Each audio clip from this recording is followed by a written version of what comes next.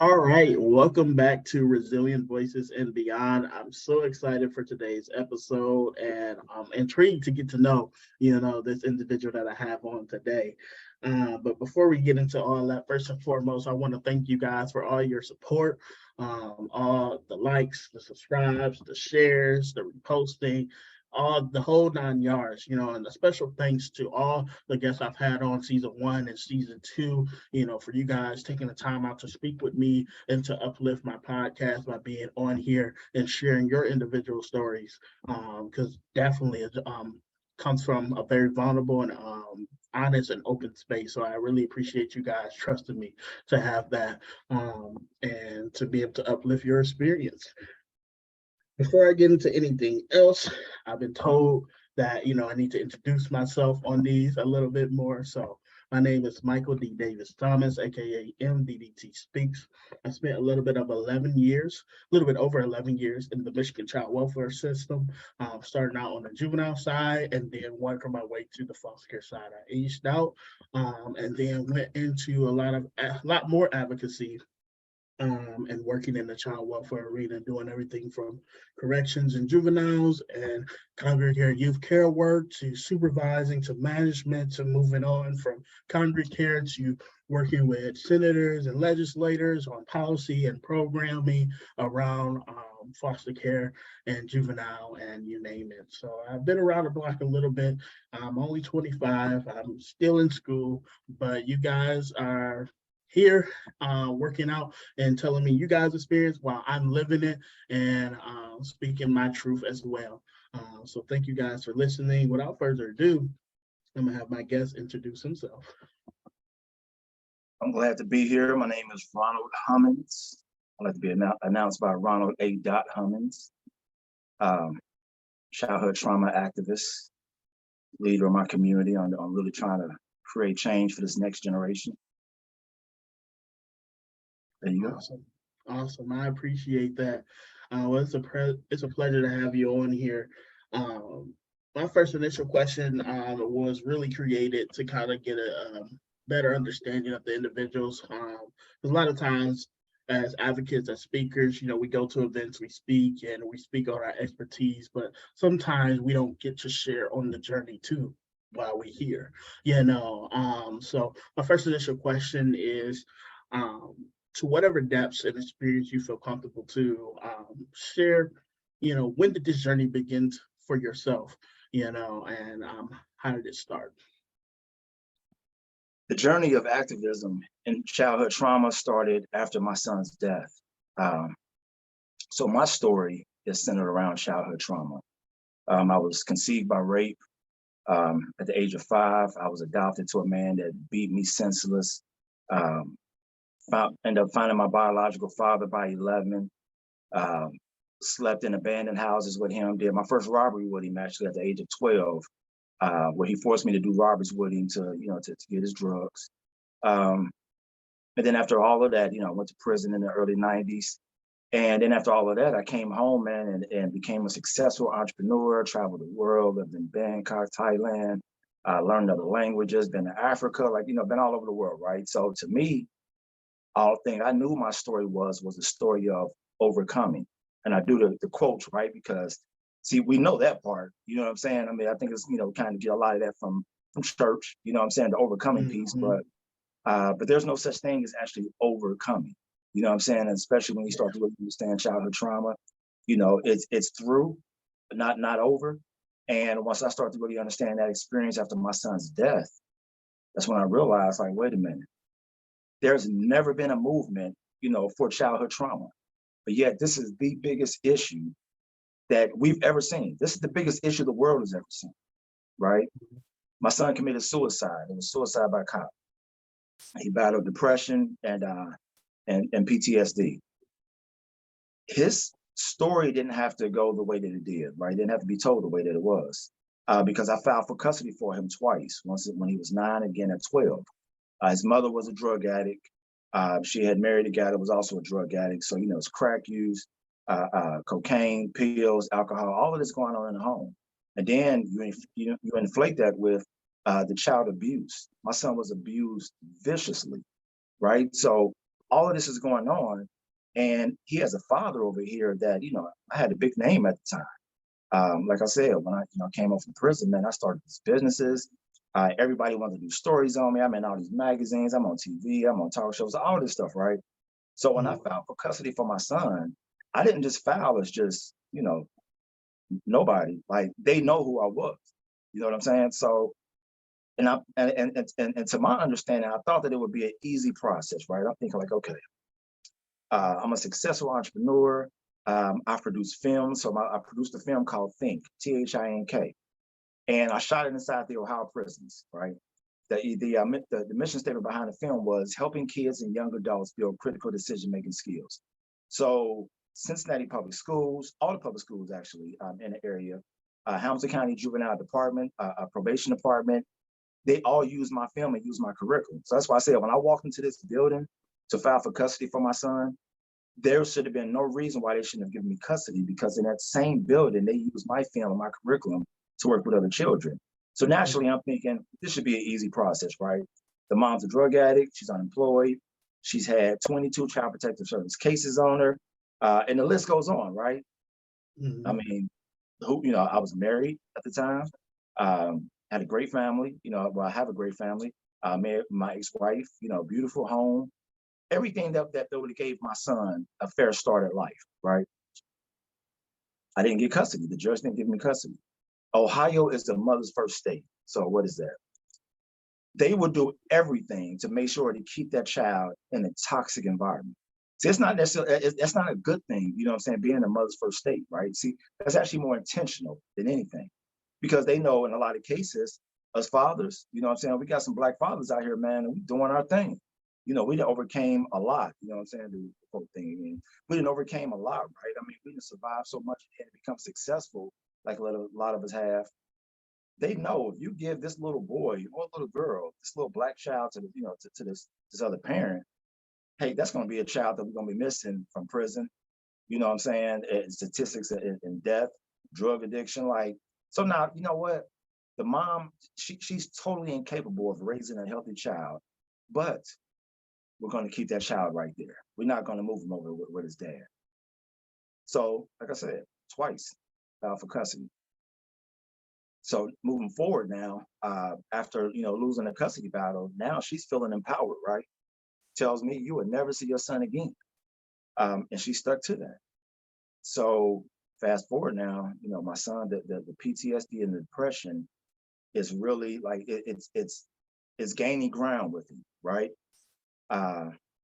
So now, the day that my son committed suicide, June 19th, 2015, it was over for any type of battle or come up against the depression or the PTSD. It won its battle. So my son, instead of him just committing suicide, alone, he wanted a cop to kill him. So that was the process that he went through. After that, like I said, I'm really trying to understand what happened, because see, I didn't really understand suicide, right? I didn't really understand mental health. I definitely didn't understand childhood trauma. It's not something we talk about. It's not something we're really familiar with in the Black community. So I started taking some classes, right? Some behavioral disorder classes. And then when I learned what my son was battling with, I was now able to see my own story, because I had never related my story to childhood trauma. I'm an award-winning author, right? There was nothing in my book originally. I reprinted it and republished it, but there was nothing in it that they talked about childhood trauma, because I didn't know what it was. When I found out, that's when my heart broke, because I'm looking up, around the country, and I'm seeing, this Black Lives Matter movement and, the police movements, all these different movements, right? And I'm like, how is nobody taking childhood trauma seriously? Why isn't there a platform for it? Why isn't there a movement around it? So I decided, you know what? I'll become the movement. I reached out to so many pastors, community activists, politicians. I reached out, man, to everybody that I thought should be a part of this movement. And every last pastor, every last community activist, everybody said, no, that's not something we want to be a part of. So like I said, I decided that I'll become the movement. So I went to our capital, and I did a 48-hour hunger strike in the winter, December. I did a 48-hour hunger strike on the steps of our capital in Columbus. And that was my way of trying to, give some momentum to this movement. So, from there, started building, started connecting with different politicians. That's when I learned that I had to actually write the policy myself, because they weren't going to do it. And I needed to be specific to the goals that I was trying to reach. So I actually wrote me and my team, we wrote the policy, HCR 25. And the goal of my legislation is to make Ohio the first state to declare a state of emergency on childhood trauma. So why that, right? I didn't know anything about policy writing, legislation. I didn't know anything about any of it, right? But one of the things I used to do as a consultant was I would find successful models and I would just duplicate and revise it. So the model that I found on this was state of emergency on opioids. So I studied that policy really close, right? And I'm noticing how, they had a specific demographic that they were targeting, and just all the pieces that built that policy.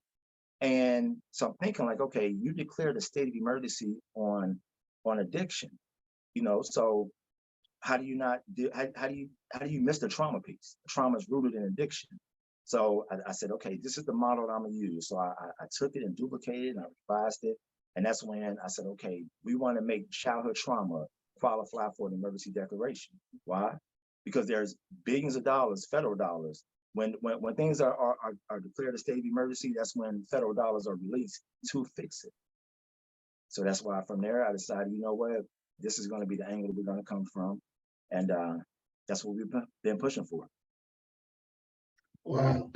It's taking a moment to like process all you just told me, and it's very significant, because I see a lot of intertwined experiences in your story and mine, but also in the reasoning for advocacy, and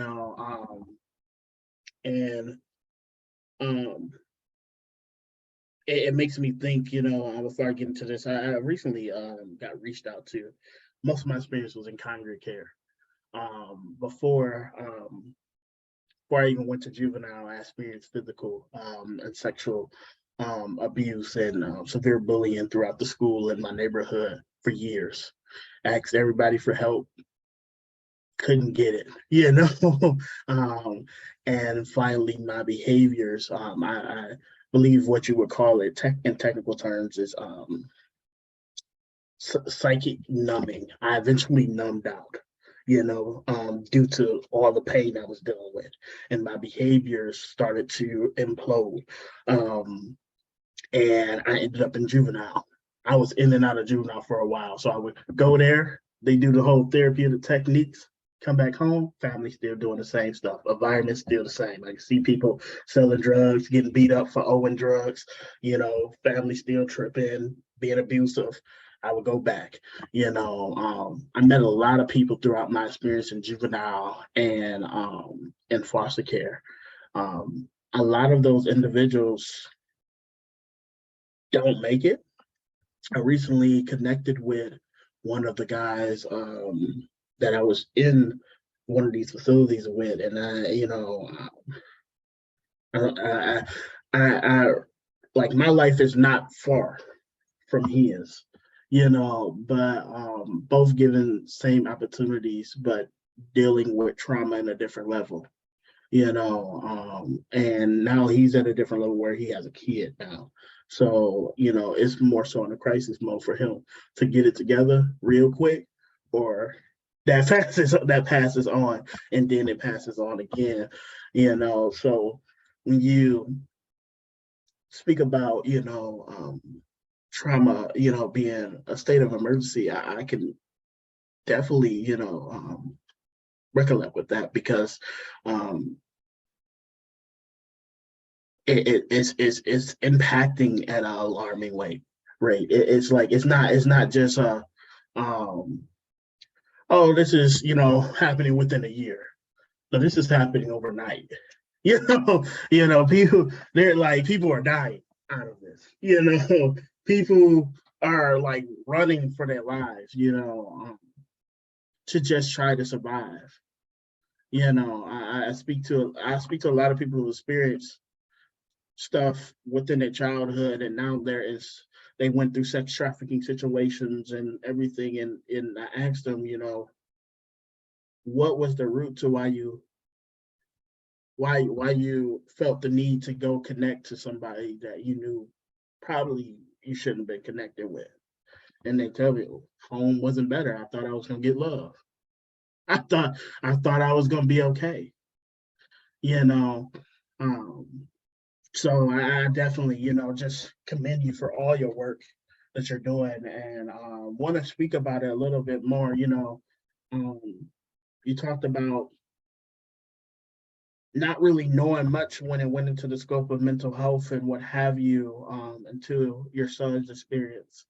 And I want to touch on that if you don't mind. Um, how did that shift for you?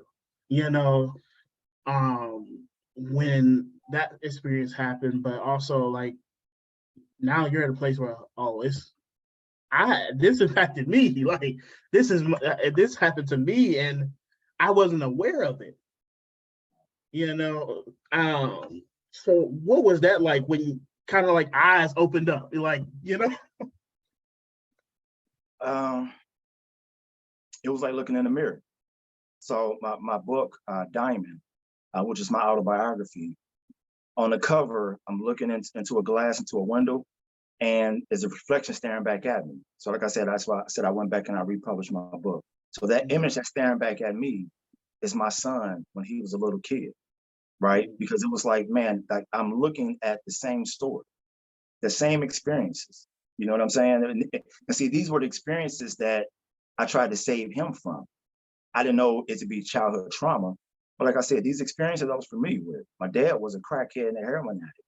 You know what I'm saying? Like my biological father, my adoptive father, man, was so abusive. I mean, at the age of 5, when I first got adopted, beat me until he drew blood. Like, so I know these experiences. You know what I'm saying? So I'm trying to save him from that, and then not to be, allowed to protect my child.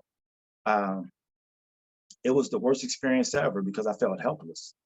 So like I said, and fast forward, and now I'm finding out that this is my story. My story is childhood trauma at its best. And now what do I do with all of this?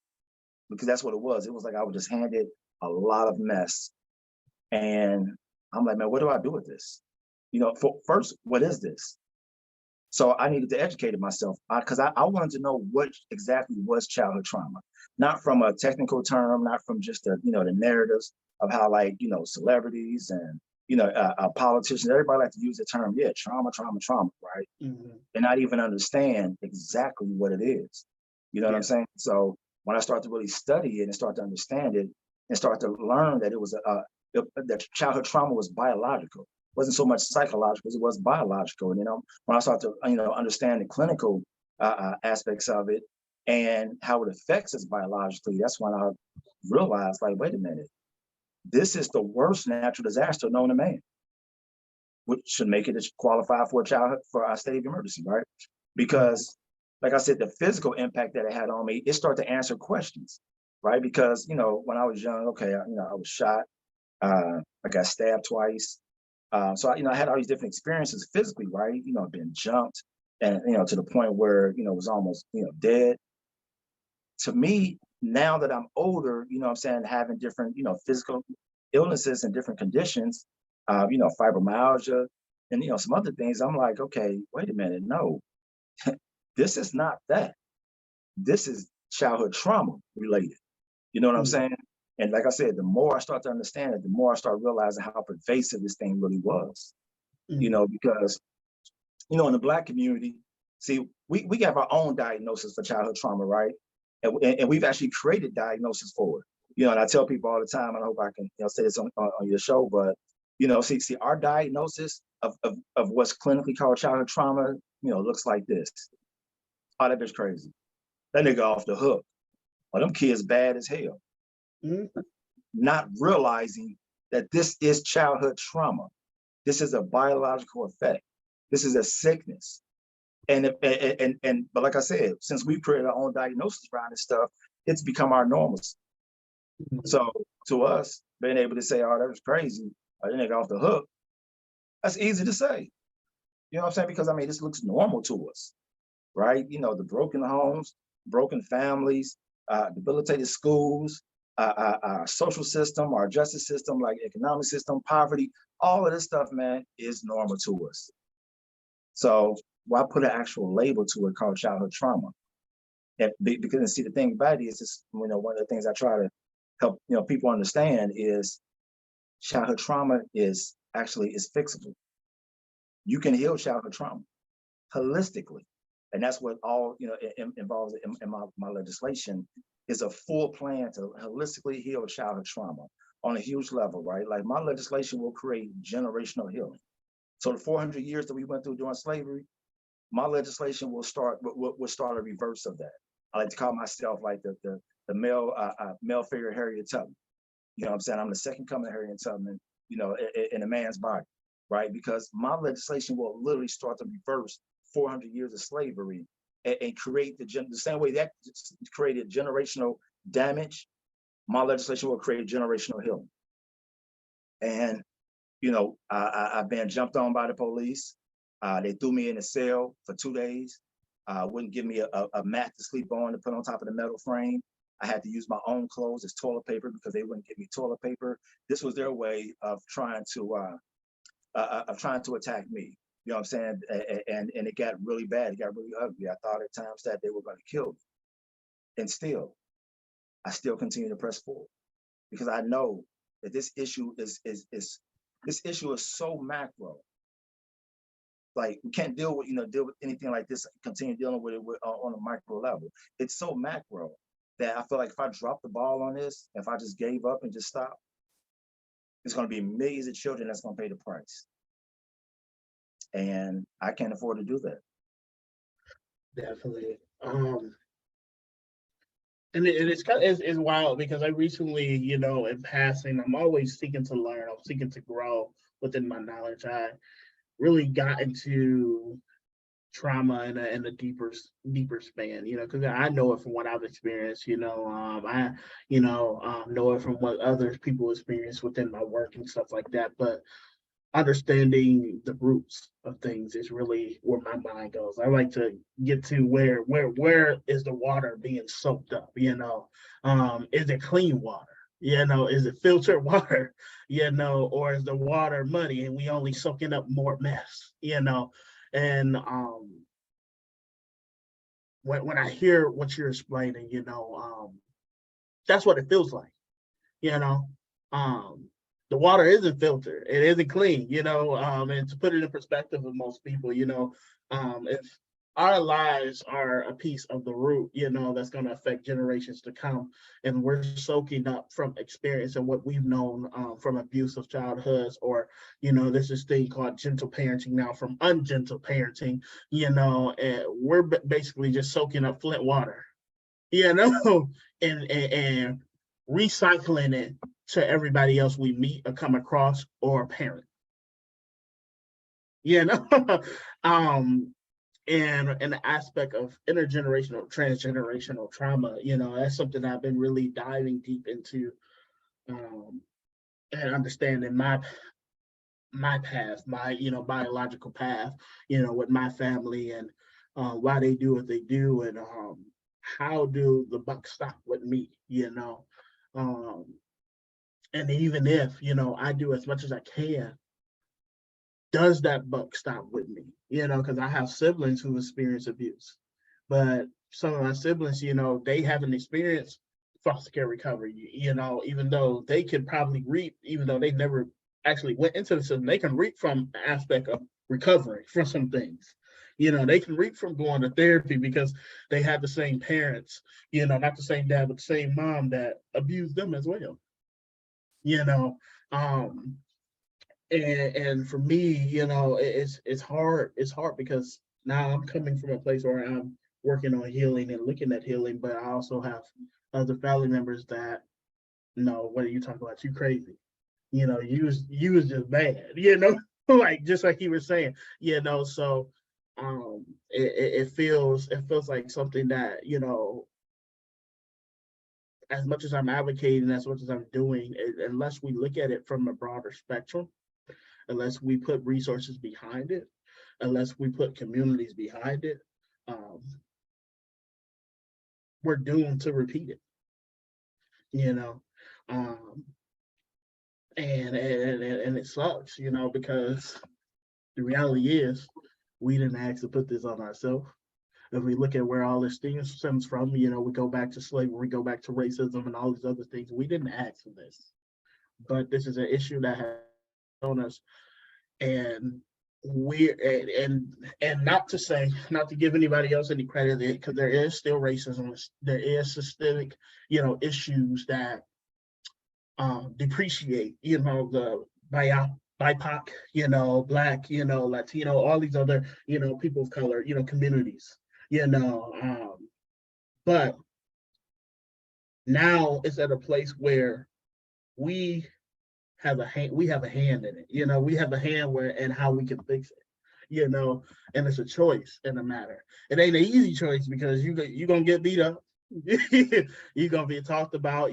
Some people who are still stuck in that way, are gonna be stuck in that way until they see what you're doing working, and they want to get a taste of how that walk looks like for them.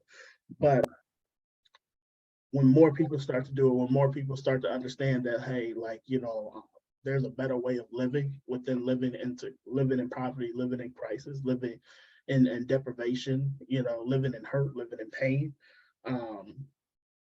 then we can get to a better place, and I think, that's something that we have to put a PSA out for, we need a state of emergency. Like, I personally, it's not a one state thing. It's a country thing, and it's something that we've been avoiding for years.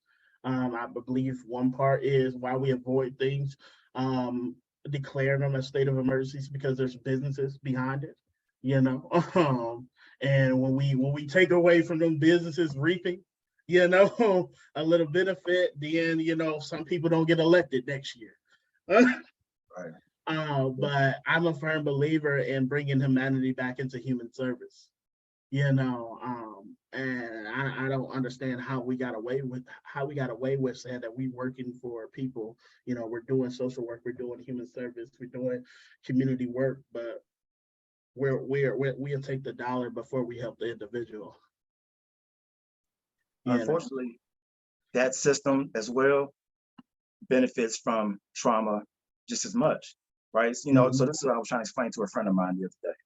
We were talking about like churches and hospitals, and I told him, I said, churches aren't built to save.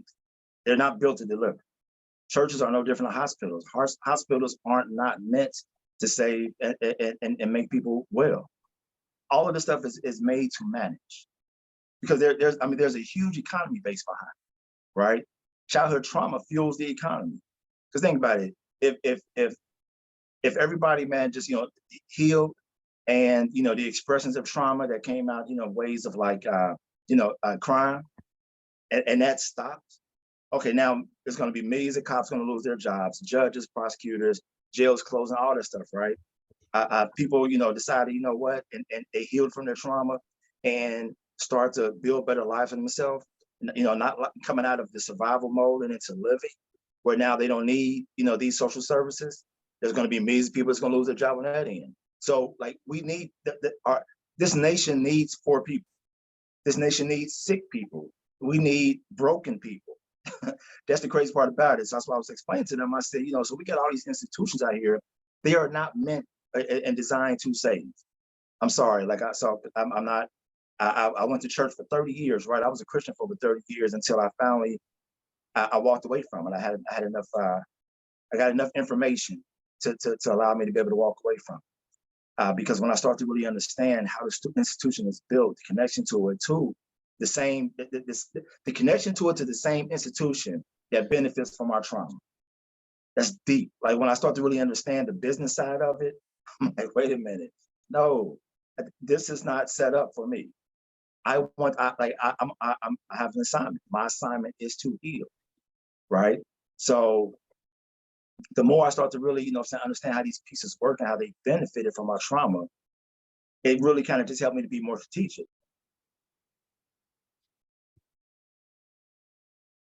Black Lives Matter is this multi-million dollar, organization. They have huge infrastructure, a huge employment infrastructure. They have the biggest celebrities in the world that support them, the biggest foundations, the biggest platforms, but yet they have not written out one piece of legislation, and they haven't gotten us any tangibles at all. The only thing that we've gotten is some street signs. But think about that. Now we're talking about another institution. See, even the institutions that have our name on it, right, aren't institutions, man, that's actually set up to deliver, to heal, and to save. They're institutions that keep us in a position of continued struggle and survival. Because think about it, if we didn't have a need for Black Lives Matter anymore, that's gonna cut their funding. Them big houses they buy, they need to continue to continue us in our survival mode. So, like I said, that helped me to be more strategic, right? So that's what made me start it. I decided, you know what, I'm not gonna work with the Black politicians, the Democrats. I'm not gonna go that route, right? Because they're paid by the same people that have built that institution. I decided to go the Republican route, to go completely conservative, right? Because this nation is built by conservatives. Well, I didn't say built by, ran by conservatives, right? So if you don't go there, if you don't get something done there on a conservative level, then as far as getting legislation passed, you're pretty much not going to do anything. You know what I'm saying? Like, it was actually a conservative partner of mine. He's part of my team. He was the president of the Tea Party. He's a Trumpster. He was actually there on January 6th. Like, it's so funny, right? Because people are like, wait a minute, how did you two connect?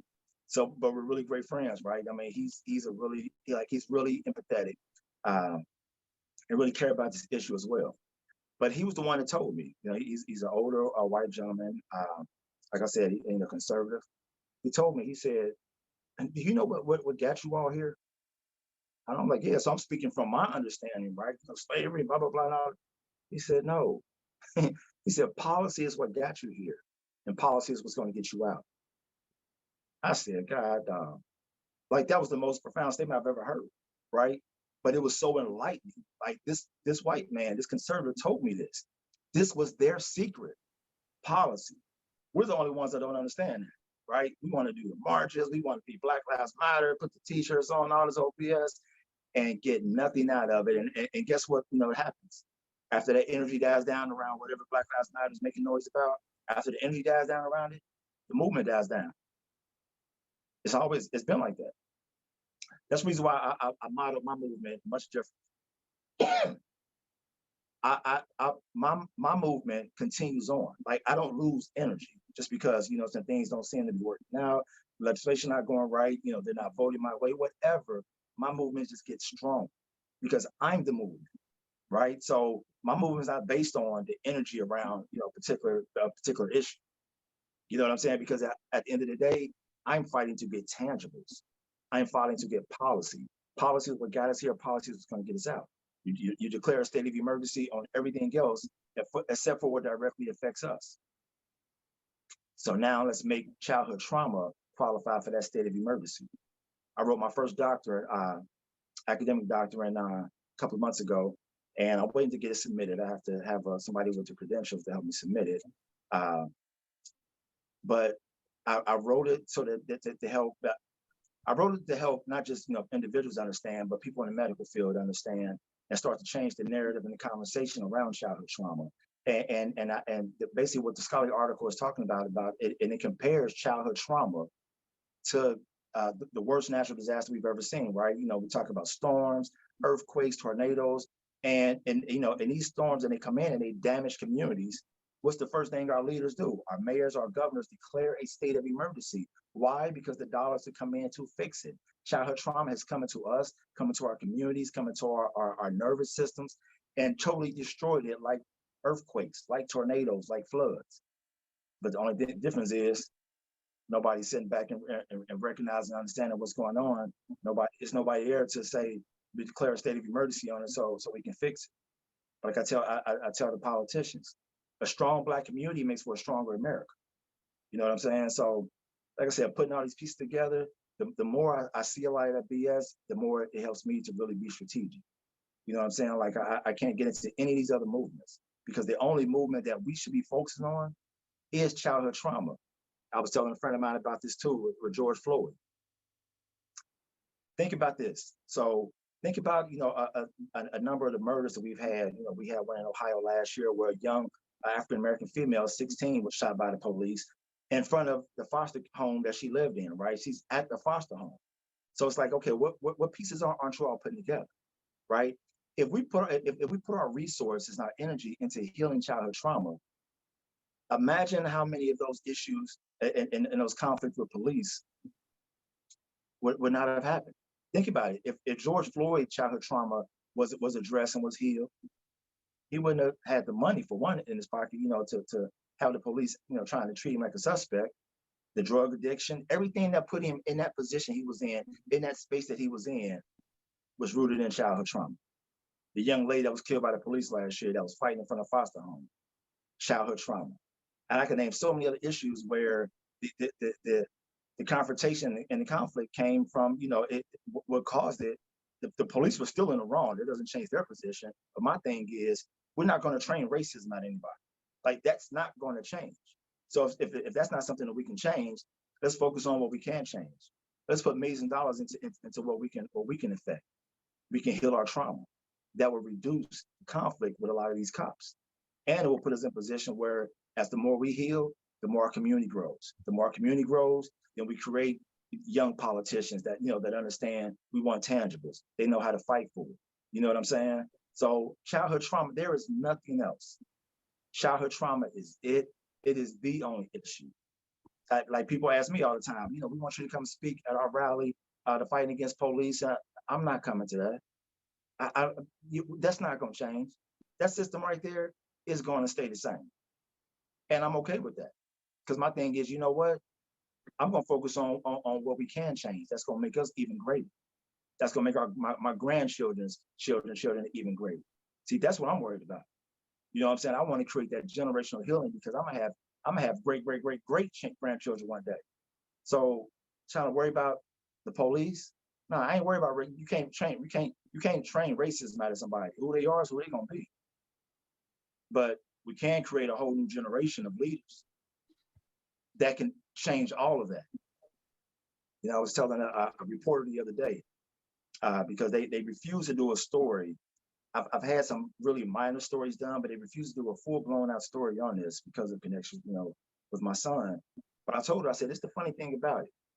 I said, now, when my son was a child, nobody cared about the name Trey Pierre. And actually, I got a video on my Facebook where I went in. I'm talking about, I'm going in hard towards the politicians here locally, all city council, the mayor. I stood in front of them, man. I mean, I was telling everybody, y'all didn't give a about the name Trey Pierre Hummons when he was a little kid, when his father was out here waving a banner with his name on it saying, help, help, help. Help me save my child. Help me protect my child. Help me get my child out of this situation so that I can raise him in a safe and healthy space. Nobody cared about the name then, right? Just like they don't care about the name of so many other Black and brown boys like me and you. See, when we were children, and you said it, man, you said it yourself, that you were trying to, get help. You were trying to tell people you wanted somebody to save you, right? See, nobody cared about the name Michael when you were little. Same way like me, what I'm saying? My father, drug addict. We sleeping in abandoned houses. Nobody cared about the name Ronald Hummons when I was little, right? Oh, but okay, let's fast forward now though. Ronald Hummons. So this was, when I went to the joint when I was younger. Ronald Hummons, he in the drug game, and I'm moving dope all over the state. You know what I'm saying? I'm from New York to Florida. I kidnapped some people because they robbed me. Oh, now the name Ronald Hummons means something now, right? Oh, okay, but only to sensationalize it through the media. See, the name Ronald Hummons didn't mean nothing when I was a kid, when I was in the lighthouse, and when I was in these different institutions trying to get help. The name Ronald Hummons didn't mean anything. But there's institutions that help that stuff. You know what I'm saying? So it's nothing. Oh, but wait a minute. Now his trauma expresses itself. Because that's all it is. It's trauma expressing itself. And see, once it expresses itself, now they got a story now. Now people care about the name. So same way with my son. It's like, okay, wait a minute. I went to Cincinnati Public School. I was begging them to help. I went to Child Protective Services. I went to juvenile courts. I went to the police. Nobody cared about the name. But then all of a sudden, his trauma expresses itself at the age of 19. And it's like, oh, He's a gangster. He's dangerous. You know what I'm saying? He's a madman. All this, everything bad. I'm like, nah, you're not gonna get away with that. I'm not gonna let y'all push that narrative. If I have to work myself to change that narrative, I will, and I have. In the city of Cincinnati, because even though I'm pushing my legislation on the state level, earlier this year, I decided let me bring it down to a local level. Let me see what that looks like. So I did. Cincinnati made June 1st, my son's birthday, and it's the first city that ever's done this. But June 1st is Childhood Trauma Awareness Month. So every year, June 1st in Cincinnati is Childhood Trauma Awareness Month. I got Cincinnati to also adopt my legislation for a state of emergency. I decided, you know what, damn, okay, I got that done here. Let me go to other cities across the state of Ohio. I got 5 cities in the state of Ohio that's adopted my legislation for a state of emergency. I got school boards that adopted my legislation for a state of emergency. So it's like, okay, you know what?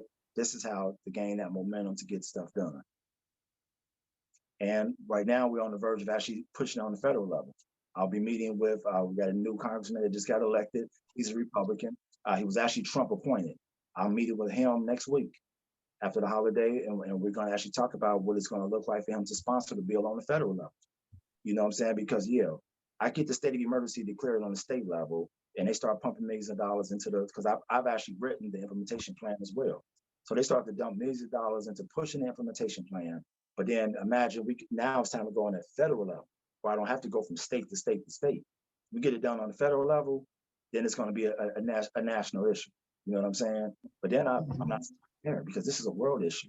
So my goal is to take it to the UN to get it done and declared on an international scale. Because like I said, childhood trauma is the biggest issue. And nobody they want to continue dealing with it with kids' gloves. And I'm not. I got punching gloves on. I got some brass knuckles about these gloves as well. This is a serious issue. Definitely. I appreciate you sharing that, definitely, combining your story to your experience and also, seeing this through, you talked about, it hasn't been an easy journey. I can't imagine. I can't imagine. I started advocating at 15 and stepping into my own voice to, start, about some of these issues that you pointed out. And I'm excited to see, as you continue to pick up that momentum, as you continue to have these conversations, and build support. Where does this go? Because I completely, I feel it. I agree. A lot of it's rooted in the childhood trauma, and everything else we see thereafter is side effects of the undealt with issue. And when we start to focus at the roots of things, I'm positive we will see significant change within our own community, within ourselves. And I completely agree. Try to focus on some of these things that for years, it seems improbable. Like it's not going nowhere. It's not. People are gonna be who they are. But I see the approach that you're taking, and correct me if I'm wrong.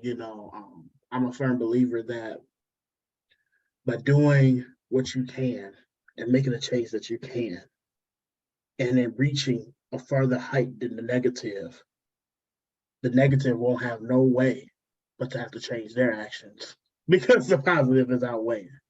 And I feel like that's the approach that you're taking. Like I can't focus on that, but if I get this big enough, they gonna have to fold, and hopefully, that pinches the narrative, but this is, a global and national effort, because what we see is trauma here in America, it's trauma out there in other countries as well. You look at, the racism that happens in the UK and stuff like that, that's real, a lot of that stuff stirs from slavery too, so I only have a couple more questions for you. I just want to take time to acknowledge and appreciate your vulnerability, your openness about your own experience, your son's experience, and your journey in this work, and I appreciate you taking the time out to speak with me on this. My last couple questions are, what advice would you like to leave here for those out there in the community or whichever? What advice? Hmm,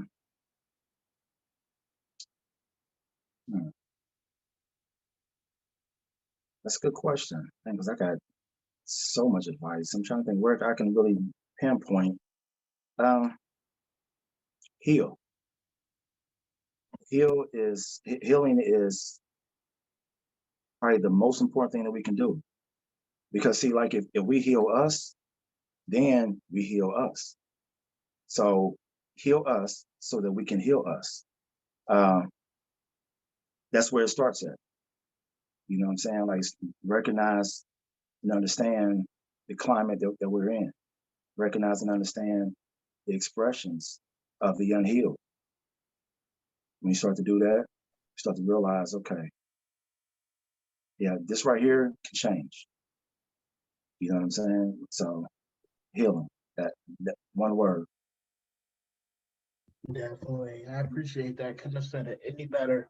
Um, any last comments? This is a space for you to share, all the ways people can connect or follow or support what you're doing. I know you mentioned you have some books, out. So how can people find those books, whichever. You can go to my website. You can find everything on there. You know, you can connect with me through social media on my website. It's www.ronaldahummons.com. And the last name is spelled HUMMONS.com. RonaldAHummons.com. My books are on there. Um, everything about me is on my website. So yeah, definitely. And we also getting prepared in 2023. Things slowed down when COVID came, but actually signed a movie deal. It's gonna be a Netflix series. It's gonna be called Diamond. So Diamond was my childhood name, the identity that I chose, and all that information. That's a whole nother story too. I didn't get into. But like I said, the name of my book is Diamond. The name of the series is gonna be on Netflix. It's called Diamond. 2023, we're gonna start picking things back up, start production, getting things rolling. Uh, yeah, just check me out, follow me because like I said, this thing, man, is bigger than me. This thing is bigger than Cincinnati, it's bigger than Ohio, it's bigger than the country. It's a worldwide issue, and we heal trauma on that level. We heal it on the capacity where it really sits on. Or like I said, world's the most natural disaster known to man. We'll see things change around this world like we've never seen before. So man, just check me out. Definitely. I appreciate that. It's truly been a privilege. I connected with you through another connection, and I'm really excited. That I was able to hear your story. And hear your journey. I feel like I've taken a lot of things away from this conversation. You know, and to the audience, childhood trauma, it's here, it's been here, it's out here. Healing is not easy for anybody, but for all of us, for most of us, it's the answer. It's like you've done everything else but forgive. But take that initiative to move forward, to step out of the place of being that victim, step out of helplessness, step out of poverty. Like you've done everything else but try those things. Why not try healing? Why not try, working through some of the things that give you pain and hurt? You know, that's just a suggestion. This has been a very deep but intellectual conversation. I hope you guys take something from this, and reflect, on some of the things that we talked about today. Some of the issues. And hopefully, you join the conversation around trauma, around childhood trauma, around intergenerational trauma, around all these issues that are happening centered around us. You know, more and more as I have these conversations with people, I find that it's not this or it's that. All these things we're all saying the same thing, and it all intertwines with each other. We all fighting the same fight. You know, and it's crazy, because I can go all the way from California to the East Coast and interview two different people, and the message is the same, that it's an issue, it's a crisis, and it's arising like dramatically, and it's killing communities, truly killing communities. Um, so with that being said, I know we've talked about some very deep things. I know we talked about some things that can be potentially triggering. So before you do anything else, after you listen to this episode, take some time to, do some self-care, do some mindfulness exercises, get yourself back centered. If something did trigger you, and some things in your past, and you want to find resources to get help, or to start that journey towards healing, feel free to reach out to me. My information is connected to my podcast. I would love to help you and connect you to some resources to start that journey. Um, Outside of that, winter season is here. Please take care of yourself. COVID's still going around, all these other stuff. Wear your mask if need be, hand sanitize, wash your hands. But, we all are part of this big village. Do your part, stay healthy. Um, Outside of that, I'm getting ready to end season 2. I believe I only have 3 more episodes to do, unless another one comes up. But 3 more episodes to do, and I'll be finishing up, and I'll be doing some outreach, intern with that, and doing some live conversations, reflecting off of some of the episodes that I've done, and some other stuff. But with that being said, you guys have a good night, good morning, good whenever you're listening to this. This has been Resilient Voices and Beyond, episode 31 of season 2. Thank you guys for listening. Talk to you soon.